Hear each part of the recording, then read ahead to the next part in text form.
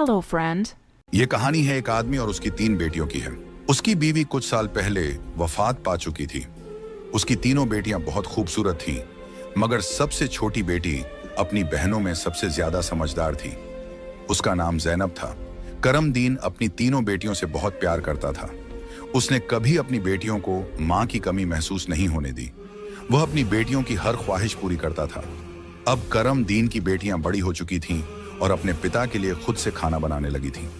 जब करमदीन काम के सिलसिले में बाहर जाता तो उसकी बेटियां उसके लिए खाना तैयार करके साथ दे देती। उसी गांव में एक बेवा औरत भी रहती थी जिसकी एक बेटी थी। उस बेवा की आदत थी कि वह हर घर में कुछ ना कुछ मांगने के लिए चली जाती थी। जब करमदीन की बेटियां अपने पिता के लिए खाना बनाती तो वह औरत अक्सर उसी समय उनके घर आग मांगने के लिए आ जाती। लेकिन करमदीन की सबसे छोटी बेटी जैनब को वह बेवा औरत बिल्कुल भी अच्छी नहीं लगती थी। जब भी वह औरत उनके घर आती, जैनब अपनी बहनों से कहती, यह औरत हमारे घर क्यों आती है? यह औरत बिल्कुल भी अच्छी नहीं है। बड़ी दोनों बहनें जैनब को समझाती, देखो, यह बेवा औरत है और गरीब है। अगर हमारे घर से आग ले जाती है तो इसमें तुम्हारा क्या नुकसान है? जैनब अपनी बहनों की बातें सुनकर चुप हो जाती, लेकिन वह कहती, देख लेना, यह औरत एक ना एक दिन हम सबके लिए मुसीबत खड़ी करेगी। यह सिलसिला यूं ही चलता रहा। वह औरत रोज उनके घर से आग लेने आती और मौका पाकर करमदीन के खाने में राख मिला देती। करमदीन ने जब अपने खाने में खराबी महसूस की तो उसने सोचा कि उसकी छोटी छोटी बेटियां खाना बनाती हैं, इसलिए उनसे कोई गलती हो जाती होगी। वह अपनी बेटियों से बहुत प्यार करता था और यह बात समझ नहीं पा रहा था कि उसकी बेटियां उसका खाना क्यों खराब कर रही हैं। फिर एक दिन करमदीन ने सोचा, आज मैं अपनी बेटियों पर नजर रखूंगा। आखिर मेरी बेटियां अचानक से मेरे खाने में क्या मिलाने लगी हैं? जब करमदीन की बेटियां खाना बनाने लगीं, तो वह छुपकर उन्हें देखने लगा। उसकी बड़ी बेटी साफ पानी से चावल धो रही थी, छोटी बेटी सालन बना रही थी और सबसे छोटी बेटी जैनब बर्तन साफ कर रही थी, जिन बर्तनों में खाना डाला जाना था। कुछ ही देर में खाना पककर तैयार हो गया। खाने में कोई खराबी नहीं थी। करमदीन परेशान था, लेकिन फिर अचानक उसने जो देखा उससे उसके पैरों तले जमीन खिसक गई। उसने देखा कि वही बेवा औरत उनके घर आग लेने आई है और उसकी छोटी बेटी जैनब उससे बहस कर रही है। वहीं उसकी दूसरी बहनें जैनब को समझा रही थीं, कोई बात नहीं जैनब, ये बेवा औरत है, इसे आग लेने दो, बड़ी बहन ने कहा। लेकिन उस बेवा औरत ने आग लेने के बहाने नजरें बचाकर करमदीन के खाने में राख मिला दी और सारा खाना खराब कर दिया। यह देखकर करमदीन को बहुत गुस्सा आया। दूसरे दिन करमदीन ने उस बेवा औरत को अपने घर बुलाया और गुस्से में पूछा, तुम्हारी हिम्मत कैसे हुई मेरा खाना खराब करने की? वह औरत बड़ी नाटकीय अंदाज में करमदीन के पास आई और उसके सीने पर हाथ फेरते हुए कहने लगी, अरे, मैं तो यह देख रही थी कि तुम सच में अपनी बेटियों से प्यार करते हो या नहीं। खाना खराब होने पर तुम उन्हें डांटते हो या नहीं। लेकिन तुम तो बड़े अच्छे इंसान निकले, अपनी बेटियों से बहुत प्यार करने वाले। तुमने तो मेरी चोरी फौरन पकड़ ली। अब मुझे यकीन हो गया है कि तुम अपनी बेटियों से बहुत प्यार करते हो। आइंदा ऐसा कुछ नहीं होगा। करमदीन उसकी बातों और उसके नाटक पर यकीन करने लगा, क्योंकि वह बेवा औरत खूबसूरत थी। करमदीन उसके व्यवहार से प्रभावित होकर कुछ भी कहने की बजाय उसे अपनी पत्नी बनाने का फैसला कर बैठा। कुछ ही दिनों में उसने अपनी बेटियों की इजाजत के बिना उस बेवा औरत से शादी कर ली और उसे अपने घर ले आया। शादी के कुछ ही दिनों बाद वह बेवा औरत करमदीन की तीनों बेटियों से सख्त नफरत करने लगी। वह चाहती थी कि किसी भी तरह करमदीन की बेटियां इस घर से निकल जाएं। उसने उन्हें घर से निकालने के लिए तरह तरह के मंसूबे बनाने शुरू कर दिए। वह सोचती थी कि अगर बेटियां घर से चली जाएंगी तो वह और उसकी अपनी बेटी आराम से ऐश की जिंदगी जी सकेंगी। साथ ही करमदीन का पूरा ध्यान सिर्फ उसी और उसकी बेटी पर रहेगा। वह जानती थी कि करमदीन अपनी बेटियों से बहुत मोहब्बत करता है और उन्हें जरा भी दुखी नहीं देख सकता। उसकी अपनी बेटी हमेशा कीमती कपड़े पहनकर घूमती रहती थी, जिससे वह मॉडर्न लगती थी। लेकिन सौतेली मां ने करमदीन की तीनों बेटियों को घर का सारा काम करने पर मजबूर कर दिया। वह उन्हें ठीक से पेट भर खाना भी नहीं देती थी और धीरे धीरे उनकी दूसरी जरूरतें भी कम कर दी। तीनों बहनें हर समय दुखी रहने लगी। एक दिन 2 बड़ी बहनें रो रही थीं, तो जैनब अपनी बड़ी बहनों के पास आई और कहने लगी, प्यारी बहनों, आओ हम तीनों कहीं बाहर चलें ताकि हमारा दिमाग फ्रेश हो जाए। फिर वह तीनों बहनें घर से निकल गईं और चलते चलते एक जंगल में जा पहुंची। वहां एक घने दरख्त के नीचे बैठकर वे रो रो कर अपनी मां को याद करने लगीं। इतने में उनके पास से एक अल्लाह वाले बुजुर्ग का गुजर हुआ। जैनब जमीन पर बैठी रो रही थी और कह रही थी, ऐ मेरे अल्लाह, हम मजलूम लड़कियां हैं और बहुत दुखी हैं। आप देख रहे हैं ना कि हमारी सौतेली माँ हम पर कितना जुल्म करती है। हम कितने दिनों से भूखे हैं। अल्लाह वाले बुजुर्ग पास ही खड़े होकर उनकी बातें सुन रहे थे। फिर वे जैनब से मुखातिब होकर बोले, बेटियों, तुम तीनों यहां इस दरख्त के नीचे रोज आती हो, तुम्हें क्या दुख है? तुम मुझे बता सकती हो? जैनब ने रोते हुए अल्लाह वाले बुजुर्ग को सारा वाकया सुना दिया। उनकी बात सुनकर बुजुर्ग को बहुत दुख हुआ। वे बोले, बेटी, यहां से थोड़ी दूरी पर मेरी झोंपड़ी है। मैं वहां रहता हूं और इबादत करता हूं। मेरी झोंपड़ी के बाहर एक अनार का दरख्त लगा है जिस पर पके हुए अनार लगे हुए हैं। तुम जाओ और उस दरख्त से जितने मर्जी अनार तोड़कर खा लो। यह सुनकर तीनों लड़कियां खुशी खुशी उस झोंपड़ी के पास पहुंची। उन्होंने देखा कि दरख्त पर बहुत ही खूबसूरत और रसीले अनार लगे हुए हैं। तीनों ने एक एक अनार तोड़ा और बैठकर मजे से खाने लगी।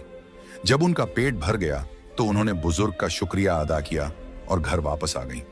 इसके बाद जब उनकी सौतेली माँ उन्हें खाना नहीं देती तो वे रोज जंगल जाती और उन अनारों को खाकर अपना पेट भर लेती। धीरे धीरे उन्होंने अपनी माँ का दिया हुआ खाना बिल्कुल छोड़ दिया। अब उनकी सौतेली माँ सोचने लगी, मैं इन लड़कियों को खाने को कुछ नहीं देती। मैं इनसे इतना काम करवाती हूँ, उन्हें जलील करती हूँ, फिर भी इनके चेहरे पर एक अजीब सी चमक है। इनमें से कोई बीमार भी नहीं पड़ती, बल्कि इनकी खूबसूरती बढ़ती जा रही है। और मेरी बेटी, जिसे मैं इतना अच्छा खाना देती हूँ, वह उनके आगे बदसूरत लगती है।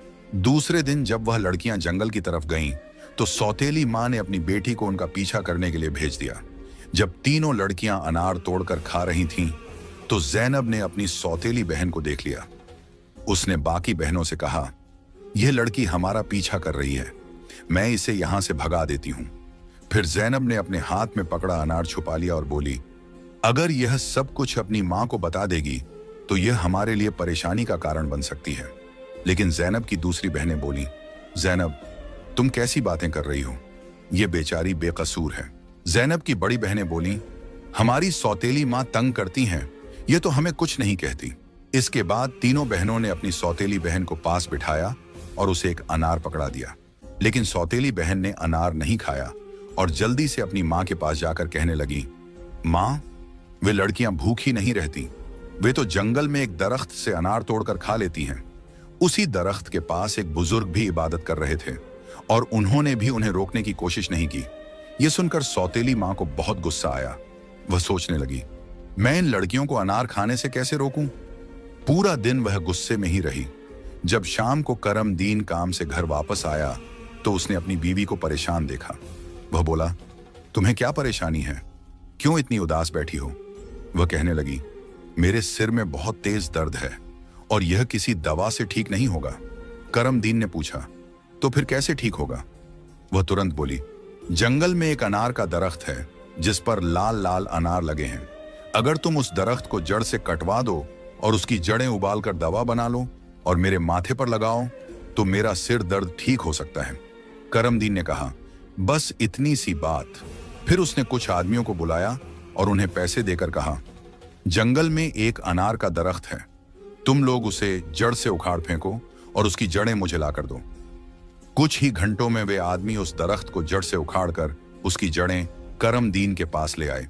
करमदीन ने जल्दी से आग जलाई और उन जड़ों से दवा बनाकर अपनी बीवी के माथे पर मलने लगा। थोड़ी ही देर में उसकी बीवी कहने लगी, अब मुझे आराम है। अगले दिन जब तीनों बहनें जंगल गईं, तो उन्होंने देखा कि अनार का दरख्त किसी ने जड़ से उखाड़ दिया है। यह देखकर वे बहुत परेशान हो गईं और सोचने लगी, अब हम क्या खाएंगे? तभी वे तीनों लड़कियां वहीं बैठकर रोने लगी। उनके रोने की आवाज सुनकर अल्लाह वाले बुजुर्ग अपनी झोंपड़ी से बाहर आए। वे समझ गए कि लड़कियां क्यों रो रही हैं। वे बोले, इसमें रोने की क्या बात है? अल्लाह तुम्हें इससे भी बेहतर कुछ देगा। फिर अल्लाह वाले बुजुर्ग ने अपनी उंगली से जमीन की तरफ इशारा किया और वहां पर एक छोटी सी नदी बन गई जिसमें पानी की जगह दूध बह रहा था। उन्होंने उन लड़कियों को एक मिट्टी का प्याला दिया और कहा, जहां से जितना मर्जी हो दूध पियो। लड़कियां बहुत खुश हुईं और मिट्टी के प्याले में दूध भरकर पीने लगीं। जब उनका पेट भर गया तो वे बुजुर्ग का शुक्रिया अदा करके घर वापस आ गईं। इसके बाद उनका रोज का यह मामूल हो गया कि वे तालाब के पास जाती और मिट्टी के प्याले में दूध भरकर पी लेती। उनकी सौतेली माँ उनकी सेहत देखकर हैरान थी। उसने अपनी बेटी को बुलाया और कहा, मैंने तो जंगल से अनार के दरख्त का नामो निशान मिटा दिया था, फिर भी इन लड़कियों की सेहत पर कोई असर नहीं पड़ा। मैं तो इन्हें पेट भर खाना भी नहीं देती। आखिर ये ऐसा क्या खा रही हैं जिससे इनकी सेहत इतनी अच्छी हो रही है? उसने अपनी बेटी से कहा, इनका पीछा करो और पता लगाओ कि ये क्या खाती हैं। लड़की फिर से अपनी बहनों का पीछा करते हुए जंगल में गई। जब तीनों मिट्टी के प्याले से दूध पी रही थीं, तो जैनब ने पीछे मुड़कर देखा। उसने अपनी सौतेली बहन को चुपचाप खड़ा देखकर बाकी बहनों से कहा, देखो ये लड़की फिर हमारा पीछा कर रही है। जैनब ने अपनी बहनों से कहा, तुम लोग जल्दी उठो और इसे यहां से भेजो, क्योंकि अगर इसने हमारे तालाब को देख लिया तो यह घर जाकर सब बता देगी और फिर घर में हंगामा खड़ा हो जाएगा। लेकिन जैनब की बड़ी बहनों ने उसे डांटते हुए कहा, तुम्हारा आखिर मसला क्या है? माना कि हमारी सौतेली माँ हम पर जुल्म करती है, लेकिन इसमें इस बेचारी का क्या कसूर? जैनब यह सुनकर चुप हो गई। इसके बाद तीनों ने अपनी सौतेली बहन को नदी के पास बिठाया और मिट्टी के प्याले में दूध भरकर उसे दिया। उस लड़की ने दूध पिया और जल्दी से अपनी माँ के पास पहुंचकर तालाब और दूध वाली पूरी बात बता दी। सौतेली माँ को यह सुनकर बहुत गुस्सा आया। उसने अपने गांव के कुछ आदमियों को बुलाया और कहा, तुम जितने पैसे चाहो मैं तुम्हें दूंगी, लेकिन तुम्हें जंगल में जाना होगा। वहां एक बुजुर्ग की झोंपड़ी और तालाब है। तुमने वो झोंपड़ी खत्म कर देनी है और तालाब में मिट्टी डाल देनी है। बदले में तुम्हें बहुत पैसा मिलेगा। कुछ ही देर में वे आदमी उसकी मर्जी के मुताबिक सब कुछ करके लौट आए। वह औरत अब बहुत खुश थी। अगले दिन जब तीनों बहनें जंगल में गईं, तो उन्होंने देखा कि वहां न तो तालाब है और न ही बुजुर्ग की झोंपड़ी। यह देखकर उन्हें पहाड़ जैसा दुख हुआ। वे वहीं बैठकर रोने लगीं और भूखी प्यासी अपने घर लौट आईं। उनकी सौतेली माँ यह देखकर बहुत सुकून महसूस कर रही थी। एक दिन वह फिर बीमारी का बहाना बनाकर लेट गई। शाम को जब करमदीन घर आया तो उसने अपनी बीवी को प्यार से कहा, चाहे मेरा सब कुछ बिक जाए, लेकिन मैं तुम्हें कुछ नहीं होने दूंगा। तुम्हारा इलाज सबसे अच्छे डॉक्टर से करवाऊंगा। लेकिन उसकी बीवी कुछ और ही चालें चल रही थी। उसने कहा, आपको इतना कुछ करने की जरूरत नहीं है। मेरी जिंदगी बचाने के लिए बस एक छोटा सा काम करो। करमदीन बोला, जल्दी बताओ क्या करना है, मैं वही करूंगा। उसकी बीवी बोली, तुम अपनी तीनों बेटियों का खून निकालकर मेरे हाथों और पैरों की हथेलियों पर मल दो, तभी मैं ठीक हो सकती हूं। यह सुनकर करमदीन की आंखों में आंसू आ गए, क्योंकि वह अपनी बेटियों से बेहद मोहब्बत करता था। वह चुपचाप कमरे से बाहर निकला और अपनी बेटियों को ढूंढने लगा, लेकिन बेटियां घर में नहीं थीं। वह परेशान होकर उन्हें ढूंढते ढूंढते कब्रिस्तान पहुंचा। वहां उसने देखा कि उसकी तीनों बेटियां अपनी मां की कब्र के पास बैठकर रो रही हैं। यह देखकर करमदीन का दिल कांप गया। एक तरफ उसकी बीवी की ख्वाहिश थी और दूसरी तरफ उसकी बेटियों की जिंदगी। करमदीन को समझ नहीं आ रहा था कि वह क्या करे। उसने सोचा कि उसकी बीवी उसकी बेटियों से कभी खुश नहीं होगी और उसकी बेटियां अपनी सौतेली मां के साथ खुश नहीं हैं। इसलिए उसने फैसला किया कि बेटियों को कहीं दूर ले जाएगा। उसने अपनी बेटियों को गले लगाया और कहा, ऐ बेटियों, तुम क्यों परेशान होती हो? मैं तुम्हें कहीं और ले चलता हूं। वह अपनी बेटियों को एक घने जंगल में ले गया। वहां उसने मिट्टी का चूल्हा बनाया और बेटियों को खाना बनाकर खिलाया। जब बेटियों ने पेट भरकर खाना खा लिया तो वे एक दरख्त के नीचे सो गईं। करमदीन ने अपनी बेटियों को वहीं सोते हुए छोड़ दिया और वहां से भाग गया। उसके दिल में यही ख्याल था कि कम से कम मेरी बेटियां जिंदा तो रहेंगी और अपनी सौतेली मां के जुल्म से बची रहेंगी। रास्ते में उसने एक हिरण का शिकार किया और उसका खून लेकर अपनी बीवी को दे दिया। उसकी बीवी ने वह खून अपने हाथों और पैरों पर लगाया और खुश होकर कहा, अब मुझे आराम है। उसे यकीन हो गया कि करमदीन ने अपनी बेटियों को मार दिया। दूसरी तरफ जब तीनों बहनें जागीं तो उन्होंने देखा कि उनका बाप उन्हें छोड़कर जा चुका है। वे अपने बाप को पुकारने लगीं। जंगल में जंगली जानवरों की आवाजें सुनकर वे डर गईं और रोने लगीं। इत्तेफाक से उसी जंगल में 3 दोस्त शिकार के लिए आए थे। जब वे शिकार करके लौटने लगे तो उनमें से एक दोस्त, जिसका नाम नासिर था, कहने लगा, मुझे लगता है, नासिर ने कहा, यहां कोई मुसीबत में है। क्या तुम लोग किसी के रोने की आवाज नहीं सुन रहे? मुझे तो किसी के रोने की आवाज आ रही है। चलो जल्दी से देखते हैं, शायद किसी को हमारी मदद की जरूरत हो। फिर तीनों दोस्त आवाज की दिशा में चल पड़े। आगे जाकर उन्होंने देखा कि 3 खूबसूरत लड़कियां बैठी हुई रो रही हैं। नासिर आगे बढ़ा और उनसे पूछा, तुम यहां अकेली क्या कर रही हो और इतना क्यों रो रही हो? जैनब ने नासिर को अपनी पूरी कहानी सुना दी। लड़कों को उन पर बड़ा तरस आया। वे आपस में कहने लगे, क्यों ना हम इन लड़कियों से शादी कर लें? इन्हें एक छत मिल जाएगी और हमारी जिंदगी भी सुकून से गुजरने लगेगी। फिर उन तीनों लड़कों ने उन तीनों लड़कियों से शादी कर ली। जैनब की शादी नासिर के साथ हो गई। संयोग से उन तीनों दोस्तों के घर पास पास थे। तीनों बहनें खुशी खुशी अपने अपने घरों में रहने लगीं। 1 साल के बाद जैनब के घर में बेटे की पैदाइश हुई। ये देखकर नासिर के दोस्त और जैनब की बहनें बहुत खुश हुईं। धीरे धीरे जैनब का बेटा 2 साल का हो गया। एक दिन नासिर ने अपने दोस्तों से कहा, मेरा आज फिर जंगल में शिकार करने का मन हो रहा है, चलो शिकार पर चलते हैं। लेकिन उसके दोस्तों ने मना कर दिया और कहा, हमें तो किसी जरूरी काम से जाना है, हम तुम्हारे साथ जंगल नहीं जा सकते। नासिर ने जैनब से इजाजत ली और अकेला ही जंगल में शिकार के लिए चला गया। लेकिन इसके बाद कई दिन गुजर गए और नासिर घर वापस नहीं आया। जैनब बहुत परेशान हो गई। उसकी बहनें भी उसकी चिंता देखकर चिंतित हो गईं। जैनब के जीजा नासिर के दोस्त ने उसे तसल्ली देते हुए कहा, तुम फिक्र मत करो, हम नासिर को ढूंढकर जरूर वापस लाएंगे। लेकिन करनी खुदा की यह हुई कि नासिर के दोस्त भी उसे ढूंढने जंगल गए, लेकिन वे भी वापस नहीं लौटे। उन तीनों बहनों पर एक बार फिर से गम का पहाड़ टूट पड़ा। एक दिन जैनब अपने बेटे को सुला रही थी कि दरवाजे पर दस्तक हुई। उसने जल्दी से जाकर दरवाजा खोला तो क्या देखती है कि एक बुजुर्ग फकीर जिसने हरे रंग के कपड़े पहने हुए थे दरवाजे पर खड़ा है। जैनब उसे देखकर बोली, बाबा, मेरा शौहर घर पर नहीं है, मैं आपको घर में आने की इजाजत नहीं दे सकती। जब मेरा शौहर आएगा तब आप आ जाना। उस पर फकीर बोला, बेटी, मुझे बहुत भूख लगी है, किसी भूखे को खाना खिलाने में क्या हर्ज है। जैनब ने मजबूरी में उस फकीर को घर में बुला लिया और उसके लिए खाना बनाने लगी। लेकिन वह जादूगर फकीर बुरी नजरों से जैनब को देखता रहा। फिर वह जादूगर उठकर जैनब के करीब आया और बोला, सुनो लड़की, तुम मुझे बहुत अच्छी लगती हो, अपने बेटे को छोड़ दो और मुझसे शादी कर लो।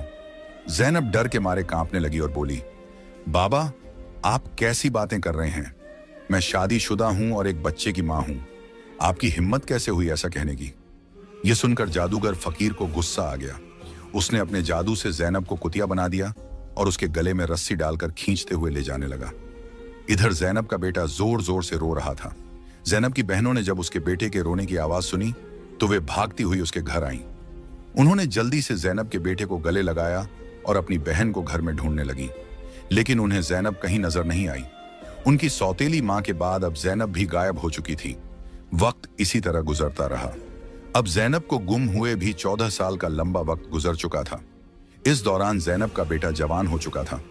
उसे उसकी दोनों खालाओं ने मिलकर पाला था। एक दिन जैनब की खालाओं ने उसे उसकी मां के बारे में सारी सच्चाई बताई। यह सुनकर वह बहुत परेशान हो गया और बोला, खाला, आज मैं अपने माँ बाप को जरूर ढूंढने जाऊंगा। उसकी खालाओं ने उसे समझाते हुए कहा, बेटा, जो होना था वह हो चुका, जिन्हें जाना था वे चले गए। अब हम तुम्हें नहीं खोना चाहती। हमारे शौहर भी जंगल गए थे और वे भी कभी वापस नहीं आए।